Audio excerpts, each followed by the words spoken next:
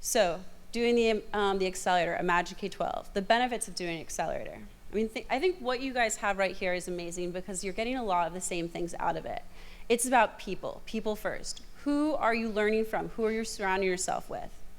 For Imagine K-12, it was Tim Brady and Jeff Rowson. They were amazing. They were our advisors, and we still turn to them on a regular basis to try and get their advice on everything from how to ask for a note extension to, I don't know, just everything that comes along the way. This doesn't mean doing an accelerator is easy. It's actually very difficult. You are going to have somebody who meets with you on a regular basis and just tears your website apart. That was usually what Jeff did with a devilish grin. I don't know why I said that in past tense. He still does that. That's the thing. Like, even beyond doing an accelerator, you're going to stay in touch with these people. You're going to keep learning from them. We were just at their houses for a party last week, and it's great to touch base with them and continue to build your network. You also, by going through an accelerator, you get serious. You kind of become a real company at this time. That's the first time we felt like we were a real company. They get everything in order for you.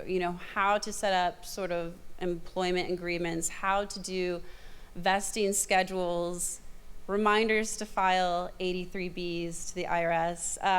If you don't remember anything from this presentation, just jot down 83B, because when you have a company and an idea, you're gonna be like, oh, I'm getting going.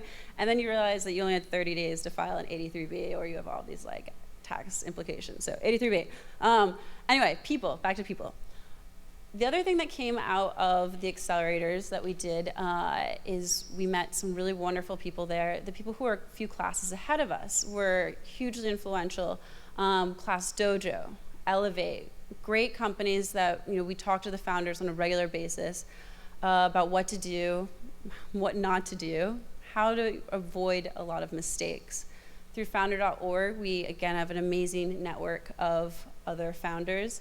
Actually, 2 days ago, I thought that I was going to be deathly ill and not able to do this presentation. So I call up one of the other founders who founded a company called PlushCare, and I'm like, dude, get me a doctor to write a prescription for antibiotics. He's like, great, done. That's why it's really nice to have a network. Even in prepping for presentations, I'll turn to founders and CEOs of other companies. Just before this, I was talking to the people from Autolist, from Pillow Homes, from Zest Tea, which is a plug for my brother's tea company. There's a sibling rivalry going on here. Anyway, I keep mentioning the word network. I think there's a negative connotation about it because of the ubiquity of networking events. I get flashbacks to working in Hollywood and this push to build vapid networks and grow your Rolodex. They don't really mean anything.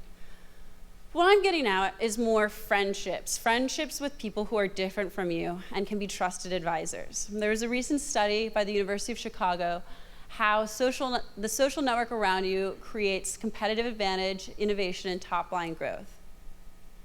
The main takeaway from the study is that if you have a small, close network, you're on the right side of the graph, you're connected to people who already know each other, they're like you, you're not challenged. It's a way to sort of, stay closed-minded. It's like if you turn on the TV every day and you watch Fox News and then you go to the gun club and you're like, I don't know why I'm not growing that much.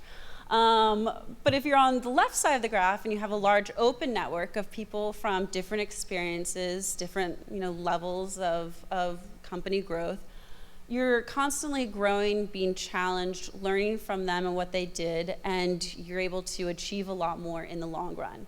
In fact, the study says that the #1 indicator of career success is how open and large your network is. So keep that in mind. Don't just hide behind your computers and build. Really think about who are the people you're meeting along the way.